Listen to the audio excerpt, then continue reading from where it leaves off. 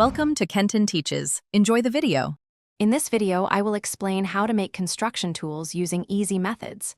We'll start by understanding the basic principles of tool design and material selection. It's crucial to consider the intended use and the forces the tool will endure. Remember, safety is paramount, so always wear appropriate protective equipment. We'll focus on simple, effective designs that you can create with minimal specialized equipment, often repurposing materials you already have around. Let's craft some essential measuring tools. A straight piece of wood, carefully marked, can become a custom ruler for specific tasks. For a basic plumb bob, simply attach a small, heavy object to a length of string. You can also make a reliable square by joining two perfectly straight pieces of material at a 90-degree angle. Precision in marking is key for these tools to be truly useful on your projects. Now, let's tackle some basic striking and prying tools.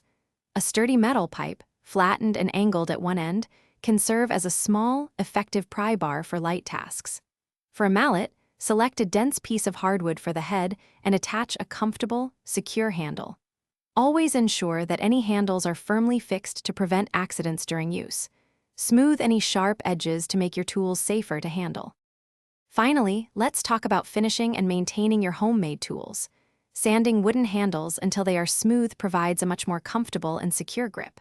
For metal components, applying a protective coating, like paint or oil, will help prevent rust and corrosion. Proper storage, keeping tools dry and organized, significantly extends their lifespan. Remember to regularly inspect your tools for any signs of wear or damage, ensuring they remain safe and effective. Thanks for watching. Please subscribe if this video was helpful.